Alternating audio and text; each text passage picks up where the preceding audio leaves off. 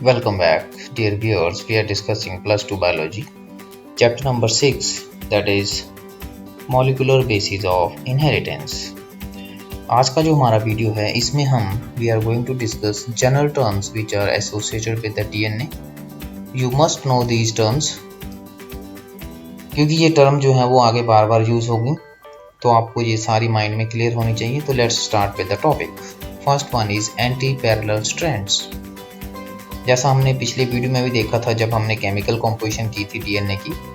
The two strands of DNA duplex are parallel but are oriented in opposite directions.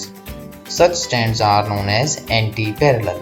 Parallel है लेकिन against है. Anti means against है. अब यहाँ against का मतलब है कि एक स्ट्रैंड की जो पोलैरिटी है वो दूसरे से ऑपोजिट है. The 5' end of one strand lies opposite 3' end of the other. In one strand the nucleotide runs in 5' to 3' direction, while in the other strands the nucleotides occur in 3' to 5' direction. तो opposite होते हैं इसलिए anti-parallel. The arrangement is useful in complementary base pairing and precise replication of DNA. अब इस प्रकार का जो arrangement है ये बहुत ज़रूरी है. जब डीएनए रेप्लिकेशन होगी तो वहाँ पर आपको ये समझ में आएगी ये बात. Next one is sense and anti sense strands. Out of the two strands of DNA duplex, only one carries the genetic information. It has the polarity 3' to 5' and is known as template strand or antisense strand. The other strand is its mirror copy with a polarity of 5' to 3'. It is called as coding or sense strand. तो आपने ये याद रखना है कि जब जो DNA duplex है उसमें से जो दो स्ट्रैंड है उनमें से एक ही स्ट्रैंड में जेनेटिक इन्फॉर्मेशन होती है, तो उसको हम बोलते हैं टेम्पलेट स्ट्रैंड या एंटी सेंस स्ट्रैंड, और उसकी पोलैरिटी होती है 3' टू 5', याद रखना. और जो ऑपोजिट स्ट्रैंड होता है उसको हम कोडिंग स्ट्रैंड बोलते हैं या सेंस स्ट्रैंड, और उसकी पोलैरिटी होती है 5' टू 3' डायरेक्शन.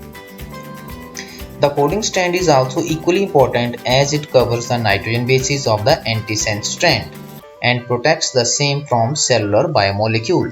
अब जो कोडिंग स्ट्रैंड है उसका महत्व भी उतना ही है जितना नॉन कोडिंग का है, क्योंकि ये जो नॉन कोडिंग स्ट्रैंड है उसको कवर करके रखता है ताकि जो कोई भी एंजाइम या कोई और चीज उसको डिस्ट्रॉय ना कर सके.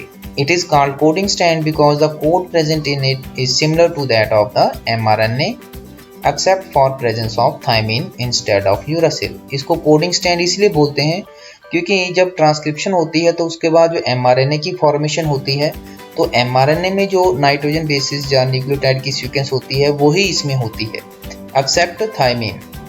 जब RNA में यूरासिल होता है और DNA में thymine. Next one is complementarity. It is the occurrence of different but specific nitrogen bases in the two strands of DNA. A opposite T and C opposite G. ये हमने पहले भी किया है. तो जो DNA जो नाइट्रोजन बेसिस होते हैं they are complementary to each other. ये याद रखना आपने कि जो एडेनिन है it always lies opposite to thymine and cytosine lies opposite to guanine and vice versa. Next one is linear and circular DNA. Linear DNA is one in which the ends are free. In circular DNA the two ends are covalently linked. Clear है, simple. Circular DNA जो है वो prokaryotes और semi autonomous cell organelles हैं जैसे plastid है, mitochondria है, उनमें पाया जाता है. लीनियर डीएनए जो है वो यूकैरियोट्स में पाया जाता है. Next one is denaturation and renaturation. क्या होता है कि जब डीएनए को हम हीट करें या एसिड या किसी एल्कली के साथ ट्रीट करें तो जो उसके डीएनए के स्ट्रैंड है वो सेपरेट हो जाते हैं. The separation of two DNA strands on exposure to high temperature, acid or alkali is known as denaturation or melting. अब denaturation किस कारण होती है? क्योंकि जो दो हाइड्रोजन स्ट्रैंड जो दो DNA के जो दो स्ट्रैंड है हमें मालूम है उनको हाइड्रोजन बॉन्ड जो है वो पकड़ के रखते हैं. तो जब हाइड्रोजन बॉन्ड जो है वो उनके डिसरप्ट हो जाते हैं तो जो दोनों स्ट्रैंड है वो सेपरेट हो जाते हैं. DNA area rich in adenine thymine get denatured more easily as compared to areas rich in guanine and cytosine. ये बहुत क्लियर है ये पॉइंट. एडेनिन और थायमिन जो है वो इजीली डीनेचुरेशन हो जाती है उनकी. क्यों? क्योंकि एडेनिन और थायमिन में दो हाइड्रोजन बॉन्ड होते हैं और साइटोसिन और गुआनिन में ट्रिपल बॉन्ड होते हैं, इसलिए ट्रिपल बॉन्ड को तोड़ने के लिए ज़्यादा एनर्जी की जरूरत पड़ेगी. तो इसलिए हम इसको इसी के बेस के ऊपर जो 80 रीजन होते हैं उनको हम लो मेल्टिंग एरियाज भी कहते हैं। अब क्या होता है, जब टेम्परेचर वगैरह जो हाई टेम्परेचर उसको जब नॉर्मल आ जाता है तो जो डीएनए के सेपरेटेड स्टैंड है वो दोबारा रीज्वाइन कर जाते हैं। So this reassociation of denatured stand of DNA is known as renaturation. Next one is hereditary information. Antisense strand of DNA carries hereditary information in the form of cistron and their codons. Cistron is the segment of DNA which specifies senses of a polypeptide and is equivalent to a gene or hereditary unit. Cistron जो है वो gene ही होता है basically. क्या होता है, इसमें information होती है कोडोन की फॉर्म में, और वो कोडोन जो होते हैं, जिस सीक्वेंस में कोडोन होते हैं उसी सीक्वेंस में प्रोटीन में अमीनो एसिड की एडिशन होती है। मींस की sequence of codon of cistron determines the sequence of amino acid in the protein. तो ये हम आगे करेंगे जब, तो उस वक्त क्लियर हो जाएगा। नेक्स्ट टर्म जो है वो दैट इज रेपिटेटिव डीएनए।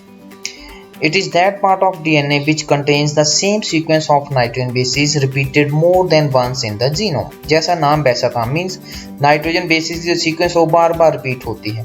तो ऐसा डीएनए जिसमें नाइट्रोजन बेसिस की सीक्वेंस बार बार रिपीट हो रही होती है उसको बोलते हैं repetitive DNA. The area with long sequence of short repetitive DNA is known as satellite DNA और सैट, और जिस क्रोमोसोम में ये होता है उसको बोलते हैं sat chromosome. It occurs specifically near the ends of chromosomes, centromere and other heterochromatic areas. Next one is palindromic DNA.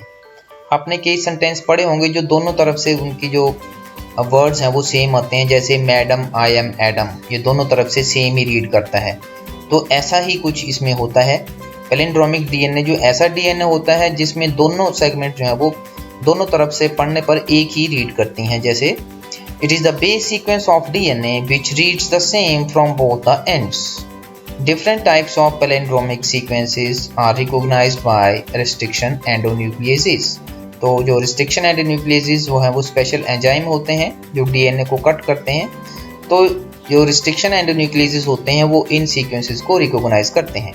जैसे यहाँ पर आप देख सकते हैं AGTA-CT, अगर इसको हम इस एंड से पढ़ें तो सेम ही होगी AGTA-CT, यहाँ से पढ़ें तो TCA-TGA और TCA-TGA, तो सेम है दोनों तरफ से। तो इस तरह के डीएनए को पैलिंड्रोमिक डीएनए कहते हैं। Next one is forms of DNA. Generally 5 forms of DNA have been reported. जो 5 प्रकार का डीएनए पाया जाता है, A, B, C, D and Z. These forms largely conform to the structure given by Watson and Crick. ये जो forms हैं सारे ये वाटसन एंड क्रिक ने जो मॉडल दिया था उसको फॉलो करती हैं। थोड़ी सी वेरिएशन होती हैं, माइनर वेरिएशन शो करती हैं, जैसे नंबर ऑफ न्यूक्लियोटाइड्स पर turn, the distance between successive base pairs and the direction of the coiling. जो बी डीएनए होता है, it occurs under the physiological conditions in the living cells, so it is the most common type of DNA which is found in living organisms. Now coming to the functions of DNA. First one, it is a genetic material and carries hereditary characters from parents to offspring. Clear है? This is achieved through its unique property of replication. Second one, it enables the cell to maintain, grow and divide by directing the synthesis of structural protein. जो DNA है, ये जितनी भी protein की synthesis होती है वो DNA के कारण ही होती है। जो इंफॉर्मेशन जिस प्रकार की सीक्वेंस जो डीएनए में होगी उसी प्रकार की आगे प्रोटीन बनेगी। Next one, it controls metabolism in the cell by directing the formation of necessary enzymatic proteins. Proteins की फॉर्मेशन करके ये मेटाबॉलिज्म जो है उसको कंट्रोल करता है, क्योंकि जो ज़्यादातर एंजाइम्स होते हैं they are protein in nature. It provides RNAs by transcription for use in protein synthesis. Protein synthesis में यूज होने वाले जो आरएनए हैं उनकी फॉर्मेशन करता है। It creates variety in population by causing recombinations through crossing over. ये point हमने पिछले चैप्टर में डिटेल में किया है, क्रॉसिंग ओवर के कारण रिकॉम्बिनेशन बनते हैं। It contributes to the evolution of organism by undergoing the gene mutation. Gene mutation होने के कारण ये एवोल्यूशन में महत्वपूर्ण भूमिका अदा करता है। It brings about differentiation of cells during development. Development के दौरान डिफरेंशिएशन जो है सेल्स की, मतलब कि जो बेसिक सेल तो एक ही प्रकार के होते हैं, जैसे जाइगोट में आगे जर्म लेयर्स बनती हैं, हमने रिप्रोडक्शन वाले चैप्टर में देखा था। तो उनसे शुरुआत में एक ही सेल में सभी प्रकार के जीन्स होते हैं, लेकिन कुछ सेल जो हैं वो अलग होते हैं दूसरों से। क्यों? क्योंकि जो डिफ्रेंशिएशन बोलते हैं इसको, डिफ्रेंशिएशन के कारण जो सेल जो हैं वो एक दूसरे से अलग अलग हो जाते हैं। Only certain genes remain functional in a particular cell. तो जो पर्टिकुलर जीन फंक्शनल होंगे उसी प्रकार का वो सेल बन जाएगा। This enables a cell having similar genes to assume different structure and functions. तो आज की वीडियो में इतना ही। Thank you very much.